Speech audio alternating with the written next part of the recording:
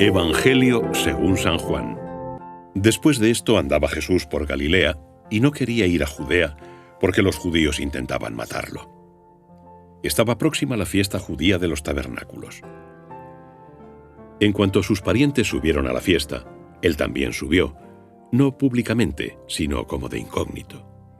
Dijeron entonces algunos de Jerusalén: ¿No es este al que buscan para matarle? Pues habla en público con libertad y nada le dicen. ¿Habrán reconocido acaso los jefes que este es el Cristo? Pero este sabemos de dónde es, mientras que cuando venga el Cristo, nadie sabrá de dónde viene. Mientras Jesús enseñaba en el templo, exclamó: «Me conocéis y sabéis de dónde soy, pero no he venido de mí mismo, sino que me envió el que es veraz, a quien vosotros no conocéis. Yo le conozco, porque de él procedo, y él mismo me ha enviado». Buscaban cómo prenderlo, pero nadie le puso las manos encima, porque aún no había llegado su hora. Sabemos, hermanos, que en los evangelios aparecen discípulos de Cristo, es decir, hombres y mujeres que, atraídos por su palabra, movidos por su ejemplo, persuadidos por el testimonio de su amor, empezaron a tomar a Cristo como su guía, su maestro. Algunos de esos discípulos llegaron incluso al punto de dejarlo todo para estar con él. Es el caso de los apóstoles. Otros, en cambio, aunque conservaran sus posesiones y aunque siguieran una vida más cercana a lo que hoy llamaríamos la vida en sociedad, la vida en el mundo, eran verdaderos discípulos del Señor. Entre ellos se cuentan personas como José de Arimatea o como Nicodemo. Así pues, encontramos discípulos de Cristo. También encontramos otras personas, de hecho bastante numerosas, que de ninguna manera querían ser discípulos del Señor.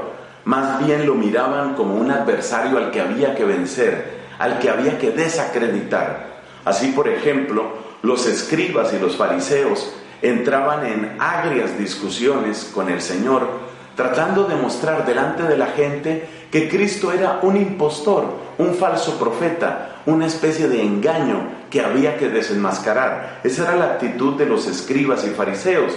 Por su parte, otro grupo, los saduceos, la casta sacerdotal, tomó la actitud de tratar de desacreditar a Cristo por vía de ridículo.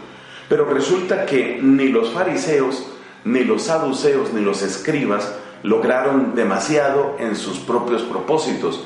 Y lo que al contrario sucedió fue que Cristo atrajo más y más multitudes a medida que pasaba el tiempo. En todo caso, ahí vemos que hay discípulos de Cristo por una parte, y hay otros que no son discípulos ni quieren ser discípulos. Durante mucho tiempo yo pensé que se podía, llamémoslo así, clasificar la gente de aquella época en esos términos tan sencillos. Unos son discípulos, otros no son discípulos. Pero el Evangelio de hoy, tomado del capítulo 7 de San Juan, parece que nos habla de un tercer grupo. Esta es una de las observaciones realmente profundas de este evangelista. Ese tercer grupo es los que podríamos llamar los cuasi discípulos. Es decir, que si mi apreciación es correcta, en realidad hay que hablar de unos que son los discípulos, otros que son los no discípulos, y en la mitad hay un grupo que llamaríamos los cuasi discípulos. ¿Y cuál es el lenguaje de los cuasi discípulos? Es el lenguaje de lo que se dice, es el lenguaje de la sola opinión pública, es el lenguaje de lo que parece, de lo que anda por ahí, de lo que se ha vuelto lenguaje común. Ese es el lenguaje de los cuasi discípulos. Y así encontramos, por ejemplo, que ellos dicen: bueno, decían que no era el Mesías, pero como que sí es el Mesías, como que no iba a venir, pero como que sí vino.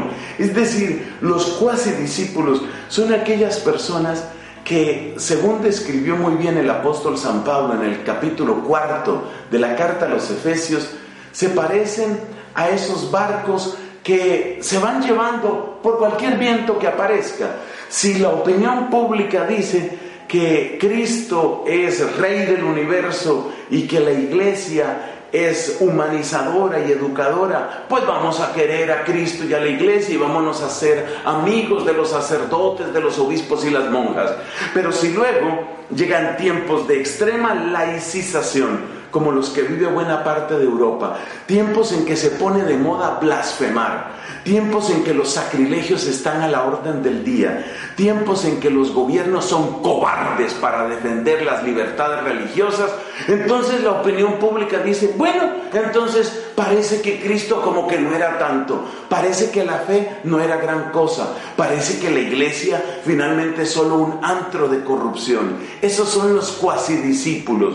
Los cuasidiscípulos son lo que podríamos llamar aquellos católicos simplemente bautizados y que están llevados al retortero por cualquier viento de doctrina. Lo que se diga, lo que parece, como que sí es, como que no es.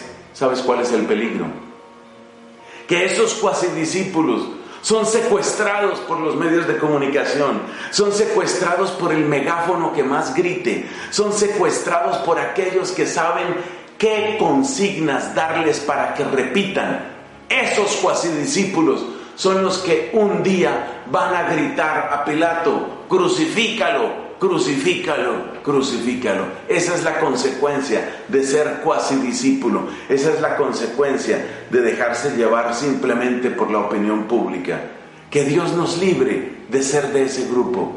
Que Dios en cambio nos haga verdaderos discípulos de su Hijo. Amén.